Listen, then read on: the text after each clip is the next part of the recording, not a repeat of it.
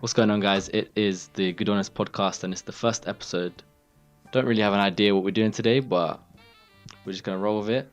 I've got my brother with me, gonna be my guest for What's the today. word, y'all?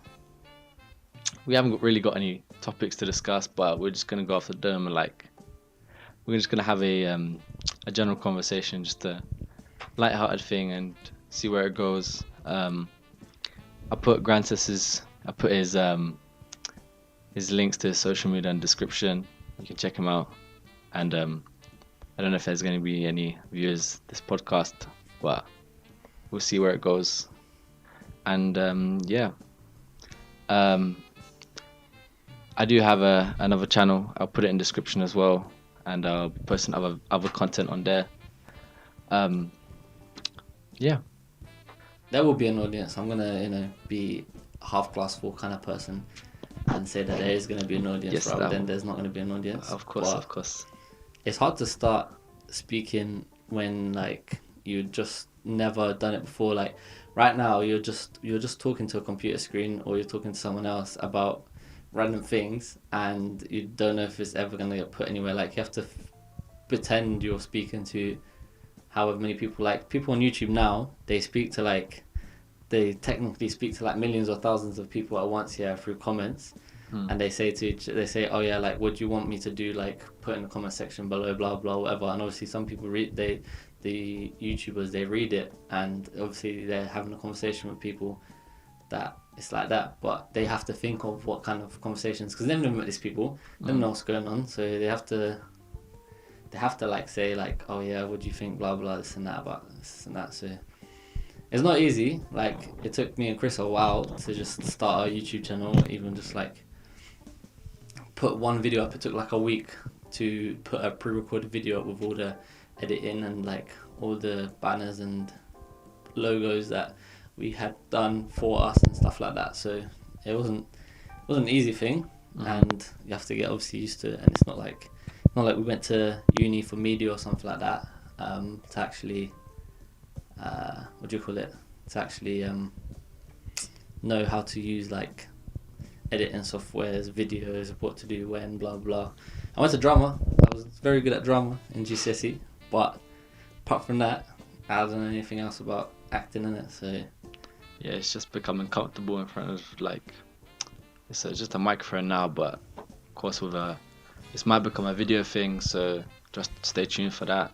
And hopefully you'll come back for the next episode and be a little bit more interesting and have a topic, and I just wanted to get something out. There's nothing wrong with just having a conversation for the first one. Yeah.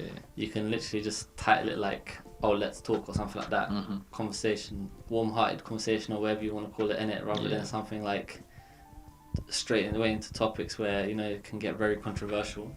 Yeah. So it's not a bad thing, but sometimes obviously people always want content out there. They want to right now what people are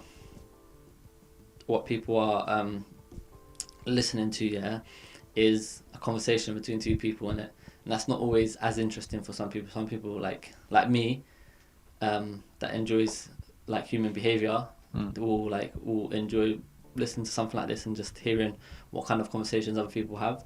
But some people want something a bit more, so then they can interact with it and be oh yeah, I think like this, or I don't think like this, or I agree with that, I agree with this person, blah blah.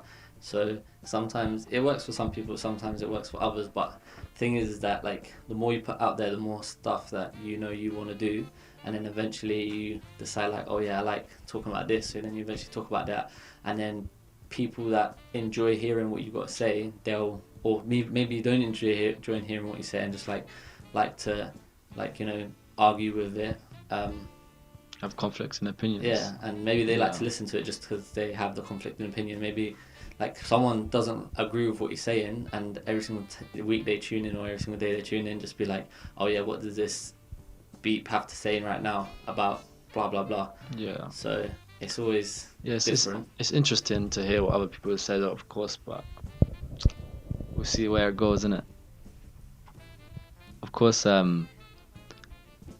ignore the microphone quality. It's a bit scuffed right now. We'll be buying better mics in the future.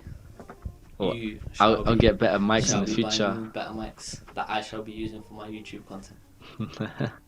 So, but I feel like I'm comfortable in this situation right now because I've always been like, I feel like I've always been there ever since like secondary school times.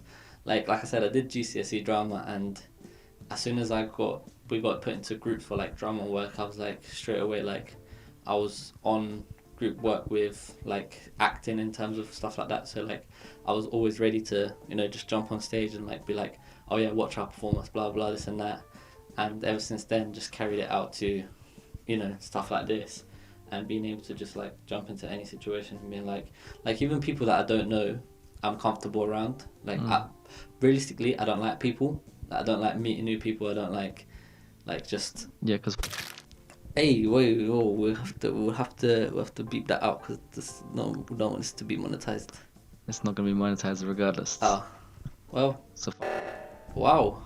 Hey, the profanity is there, regardless.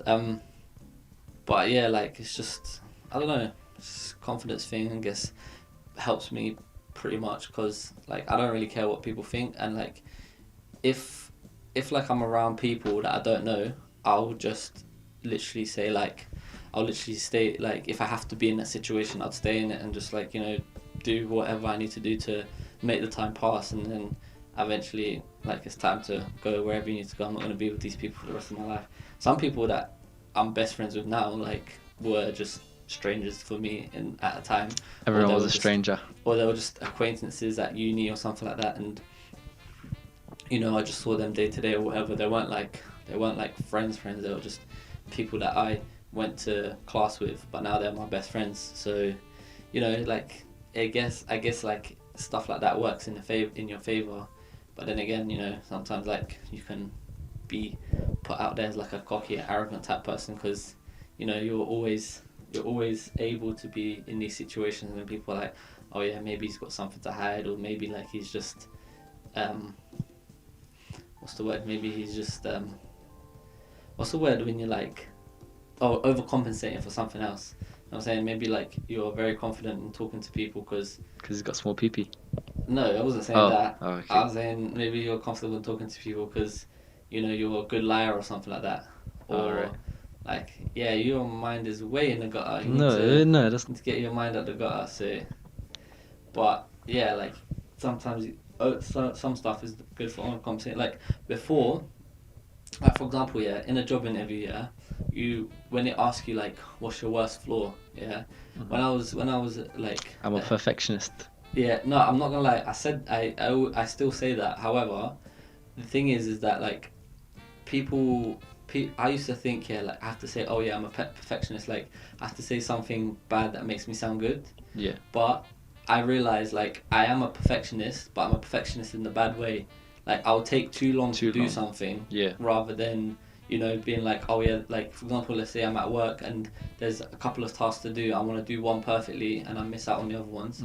Yeah, and realistically, one task that I've spent an extra time on could have, you know, just been like, oh yeah, that's fine, that's good enough. If you had more time, you would spend more time on that, but we don't have more time.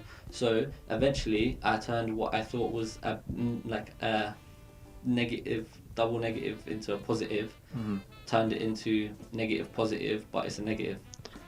That's what I'm saying. Yeah, I was reading about this like the other day because I'm like applying for jobs and stuff like that, and it's like it was on the webpage. It said that what you should say is like something that's actually negative, so like a weakness that you have, so like I'm disorganized, but show how you're working towards like being more organized. So I've like taken an online class, or like I've been more productive, so I'm like scheduling everything and like showing like you're progressing towards like what your weakness is, so it shows that you're getting better at it and you're trying, so it shows that you're driven. I really don't think you have to say you're working towards it. You can just say like, my negative is I'm disorganized. Like I'm not really a person that likes to have everything sorted. However, I can get the job done by this. Yeah, maybe you can say that as well. Like I'm not organized, but I still, like for example, like I've scheduled these meetings or whatever, haven't organized them in, oh yeah, this hour, and then I'm gonna, like, let's say you have 8 hours in a day, right, as a job, yeah, and if you have 4 hours worth of interviews, right, let's say you're not organized enough to organize them all into 4 hours, so the first hour you have an interview, and then straight you come in and out next one, you've booked all the rooms, everything that you need to. Maybe you're not organized like that, however, you're not organized like that, but however you can, those four interviews you can get done, you can get them done in 45 minutes and save 15 minutes, rather than being organized and having the whole hour. So let's say you have an hour for one interview, they come in and then after 30 minutes they're done. You're like, oh yeah, I've organized this 1 hour for the interview, and I have to, let me just talk for the last 30 minutes just to, fill the gaps. However, if you're like, oh yeah, let me tell this person to come in this and that time. This person came in 45 minutes, yeah? Yeah, they've come in, the person that's coming in next is 15 minutes early. They can come in like, oh yeah, you're early, don't worry, just come in for the next interview. But then you can get all this done, and then you can even save like, I don't know, like, it's 45 times 4. How long is a piece of string? It's not the same, but it doesn't matter. You can save, like, let's say an hour and a worth of time. Yeah, it's an hour. See, quick maths. You can save an hour worth of time only by like, let's say you're not organized but you're just efficient with it. Yeah. So when I went to job interviews now, I say that I'm a perfectionist. Yeah, I might not get multiple tasks done, during a day. I might be able to, I might not get these multiple tasks done, but the one that I will do, you'll see, I will make the most perfect, like the most what do you call it, consequential task. Yeah. I'll make the most consequential task the most perfect task that I need to do.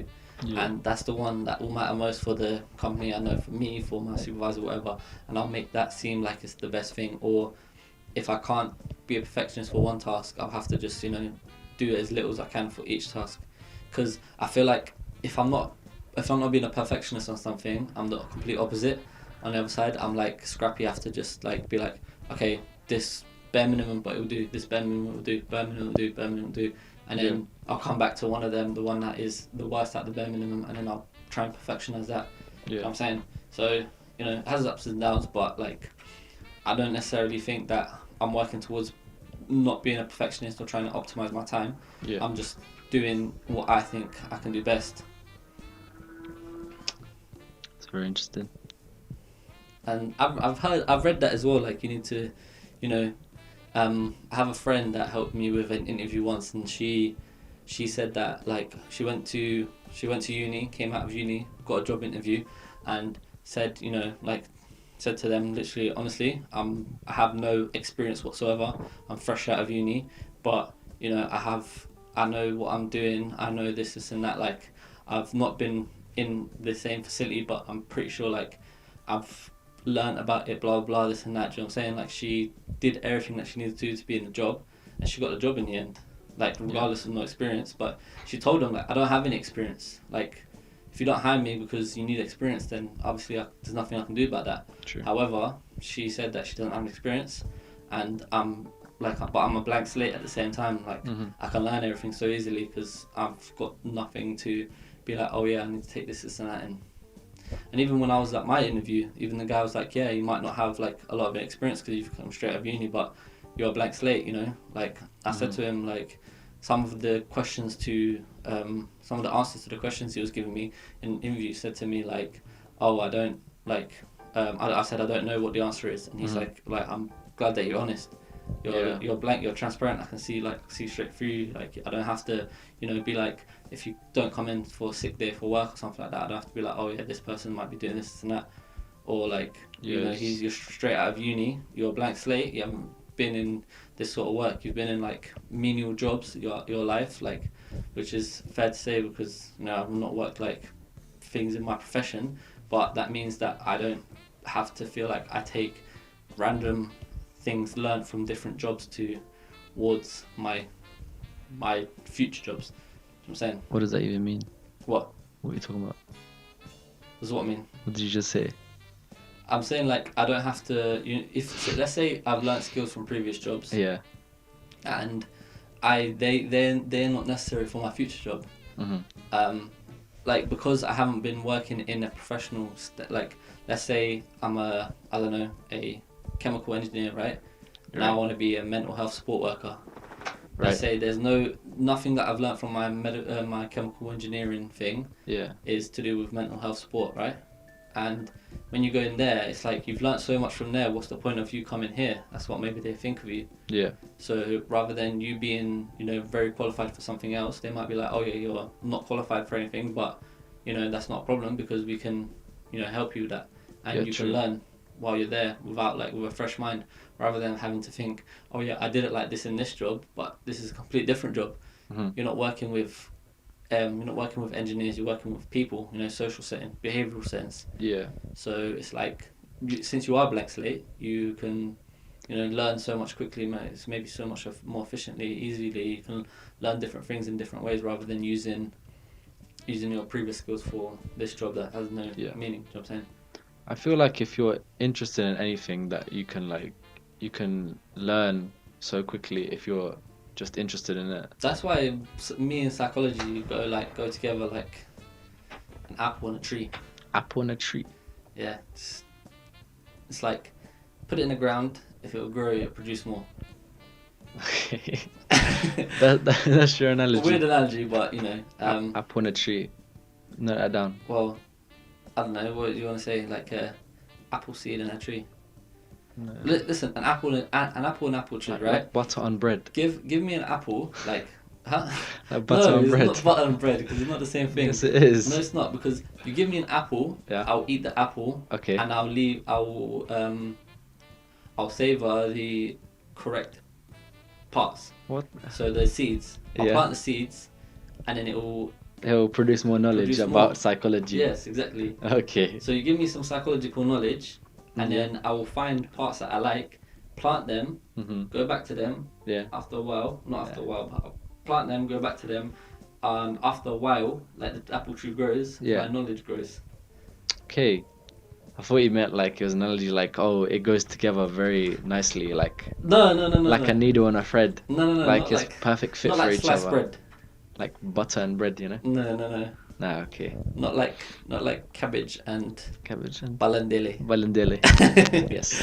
For all the friends out there, they know about this one, innit? Of course. Zippelini, mashed potatoes and pork balls. Onions. Raw onions. Of course.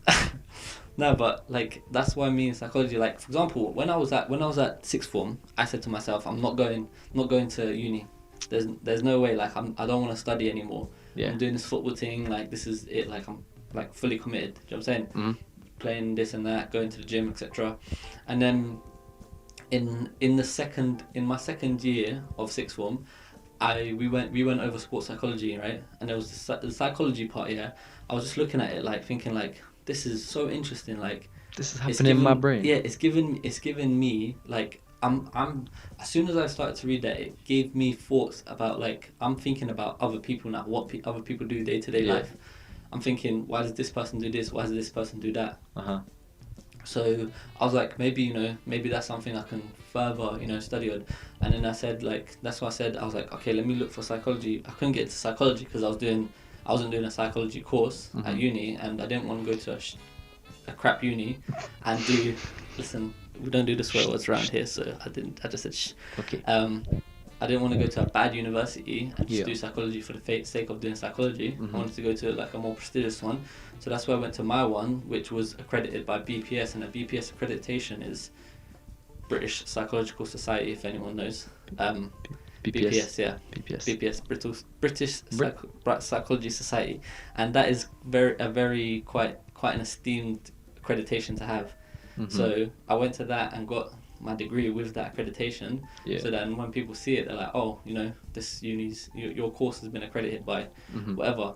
And then I went to it and then throughout my whole 3 years, I just fell in love. Like I can guarantee there's so many people that just look at studying, and they look at like different stuff, like, oh, I don't want to study, I don't want to do this. But then me and psychology, I will study in my spare time.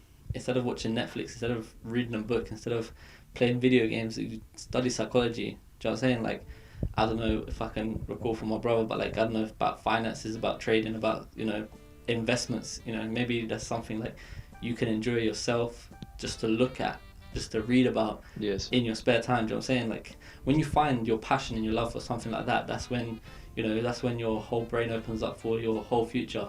And as soon as I found that, that's why I was like, okay, now I know what I want to do in life.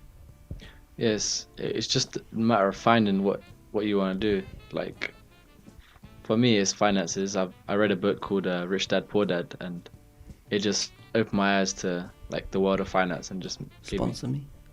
it just made me so interested. And now I'm looking for an apprenticeship. I don't want to go to uni. That's obviously a course that you can go for, but for me, it's not me, because not for me, because I'm not like I don't like sitting down and Studying. it's not like I do like studying, but like it's different for like school and like uni and stuff like that. I don't like The whole like university setting. Yeah, Some yeah, people, yeah. yeah. Like, I'm not gonna lie, you might love studying Yeah. about finances and stuff Mhm. like that, but you can't bring yourself to, spend, 40 hours a week of your life just, sitting down and studying about it. You'd rather, Yeah. get a little bit here and there, do some in your spare time, but then again, at the same time, have some, hands-on experience of Yeah. being like, this is how the finance world works, blah blah, within Mhm. an apprenticeship, and I'd rather just go straight into work, like, and like 4 days of the week you're working in the workplace, you're working in the industry, so you get experience and first-hand knowledge. Mhm. But then you have tests as well, so you have to study to know the theory, and like it just gives you the best of both worlds. So you know the theory of the firm, and then you have first-hand experience. So when you get out and you have that degree, of course you're studying for the tests and stuff like that, then it's the you just have like a better overall knowledge of the sector that you're in. Of course, if it's engineering, if it's finance, if it's healthcare, or even if you want to be a chef, Yeah, it's very good. the thing with psychology though, for me, is that it's as much as like I want to be a counselor or like a psychiatric therapist, right? That's what I want to do, like, as my future goal eventually, after, hopefully going back to university, getting a doctorate and stuff like that. However, as much as it is like hands-on experience, like as much as it is, you actually speaking to people and working out, like 90% of it is theory. So it's the techniques, it's how you talk to somebody, it's how you do this, but like, and then when you have that, that's when you apply yourself to thingy. The only problem is for me is that, like, as much as you can learn about it, when you become this therapist and you start speaking to people, like, I feel like you start becoming robotized.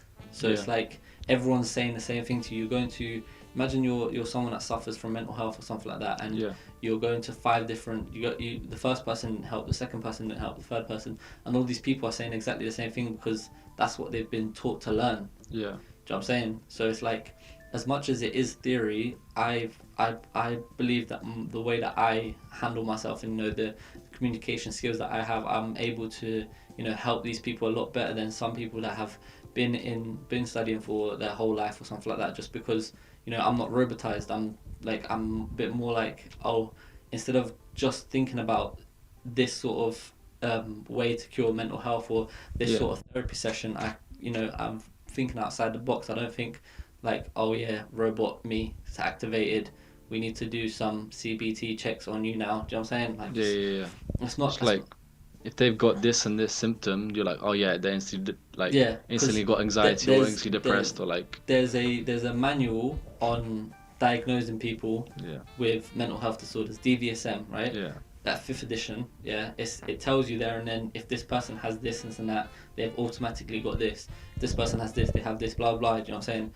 And realistically, like, you can call it that, but what if they have it? Like, let's say one symptom is you feel better. You feel better more. You feel worse more days than not. So 4 out of 7 days you don't eat.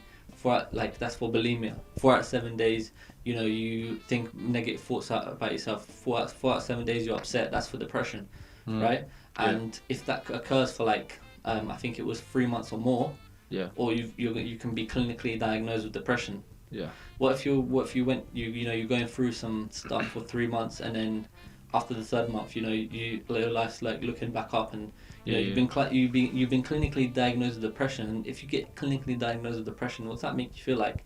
Make you feel like, oh, like damn, I'm sick. Do you know what I'm saying? You get even more depressed. Yeah, and it's like after 3 months, you never know, this person could like got a new job, promotion, like new family, blah blah blah, whatever. And now all of a sudden it's like, my life's looking up. I don't have depression anymore. But you've been clinically diagnosed, quote unquote, depression.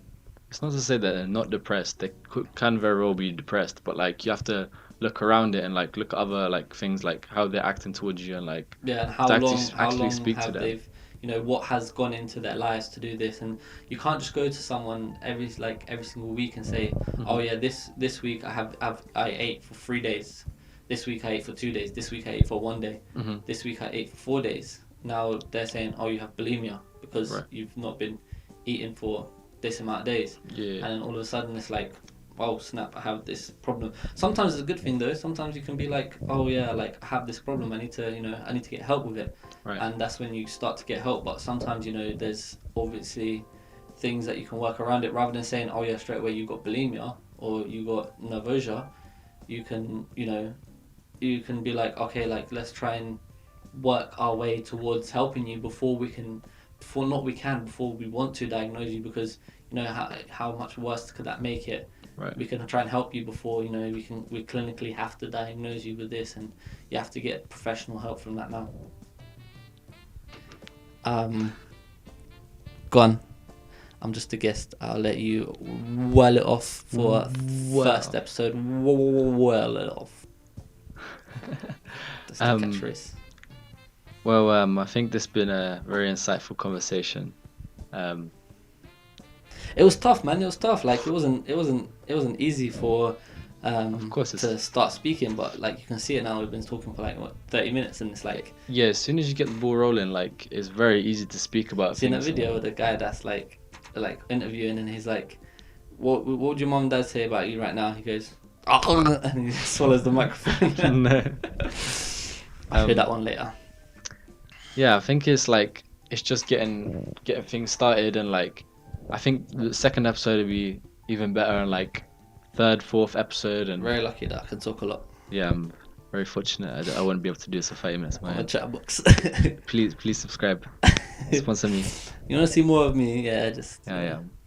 I mean, I think we're gonna do this for every sort of a week, every week, I think we're sort of gonna do this every week and see how it goes.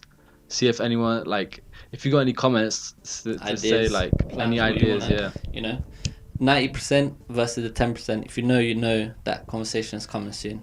Yeah, we have our own ideas, but if there's like certain topics that you want us to discuss about and to give our opinions on, then obviously put it in the comments. I've got another brother who's very opinionated, so yeah, we've got everyone's got their own opinions, everyone's got facts, everyone's got their debates, controversies, theories.